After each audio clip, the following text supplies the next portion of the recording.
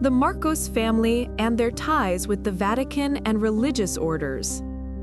Throughout history, rulers have not only relied on military power or popular support to maintain their authority, they've also sought legitimacy through divine guidance and religious backing. The Marcos family, one of the most influential dynasties in Philippine history, was no exception. Yet their relationship with the Vatican and religious institutions wasn't just about symbolic gestures. It was a carefully constructed alliance that blurred the lines between power and piety. The Philippines is the largest Christian nation in Asia, with over 80% of its more than 100 million people identifying as Roman Catholic. This religious heritage, rooted in centuries of Spanish colonial rule, extends deeply into the fabric of society. Priests are not just spiritual guides, they are political influencers. Given this context, the Marcos family's efforts to cultivate ties with religious leaders were more than just strategic, they were essential to sustaining power. In the mid-1970s, Ferdinand Marcos secured a meeting with Pope Paul VI at the Vatican. Officially, it was a diplomatic mission aimed at strengthening ties between the Philippines and the Holy See. Behind closed doors, however, the meeting served a more calculated purpose. Marcos needed international legitimacy, especially as his martial law policies drew criticism abroad. Photographs with the Pope projected the image of a devout leader. The Vatican, while not overtly endorsing Marcos, also refrained from harsh criticism. Their muted response was all the support he needed.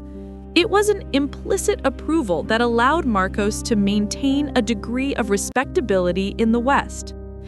Imelda Marcos approached this alliance from another angle, that of spiritual symbolism. During the 1970s and 1980s, she met with multiple popes and used each occasion to frame herself as a devout servant of God. From receiving crosses and blessed medallions to publicizing papal blessings, Imelda meticulously crafted an image of a sanctified First Lady. At home, she was not just seen as the president's wife, she was revered by many as a quasi-saintly figure. Some reports even suggest that she made substantial donations to religious foundations linked with the Vatican to further elevate her spiritual image. One of the lesser discussed but significant links between the Marcos regime and the Catholic world was with Opus Dei, a powerful conservative movement within the Church that aims to influence secular elites. During the late 1970s and early 1980s, Opus Dei gained a stronger foothold in the Philippines. Critics argued that this expansion wasn't coincidental. It aligned with Marcos's efforts to consolidate power through faith-based diplomacy. Some advisors from Opus Dei reportedly served in Marcos's inner circle, and Imelda herself is said to have sought counsel from them. The regime's relationship with these conservative factions gave them not only political but spiritual cover in the eyes of many. By 1986, the Marcos regime was collapsing under the weight of economic turmoil, rampant corruption, and human rights abuses. It was at this critical juncture that the Catholic Church made a decisive move. Cardinal Jaime Sin, the most powerful religious leader in the Philippines, called on the people to take to the streets. It was a plea for peace, but also a call to reject dictatorship. The peaceful uprising that followed became known as the EDSA People Power Revolution. It marked a dramatic shift. For the first time, the Church directly opposed the Marcos regime. The revolution not only ended Marcos's rule, but also redefined the Church's role as a moral compass in Philippine politics. After being overthrown, the Marcos family fled to Hawaii. During their exile, the Vatican remained diplomatically silent. It neither criticized nor defended them. This silence was interpreted in different ways. Some viewed it as tactical neutrality, while others saw it as a failure to condemn oppression. Nevertheless, Imelda continued to cling to the religious identity she had built, often appearing at church services and making donations even while in disgrace. Fast forward to the present, Bongbong Marcos, Ferdinand and Imelda's son, has ascended to the presidency.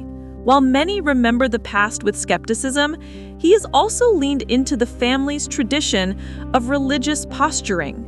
He attends Catholic masses, participates in religious ceremonies, and makes visible contributions to the church.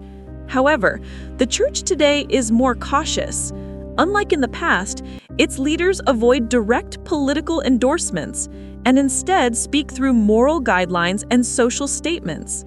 During the 2022 election, some bishops issued warnings about electing leaders linked to historical abuses, a subtle rebuke to the Marcos name. The Marcos family's ties with Catholicism were never solely about belief.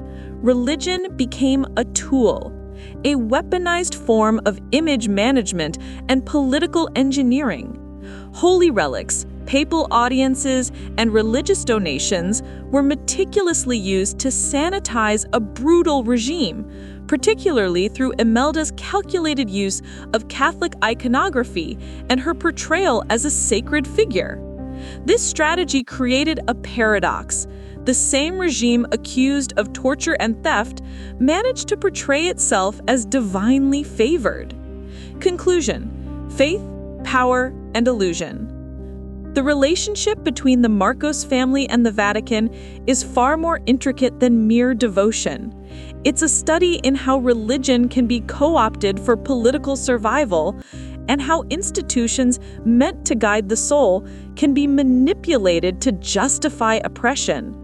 From Vatican diplomacy to Opus Dei links, from papal visits to mass media manipulation of religious imagery, the Marcoses crafted a web of sacred legitimacy around a regime built on control. In doing so, they not only shaped Philippine politics, but also raised timeless questions about faith, morality, and the seductive power of illusion.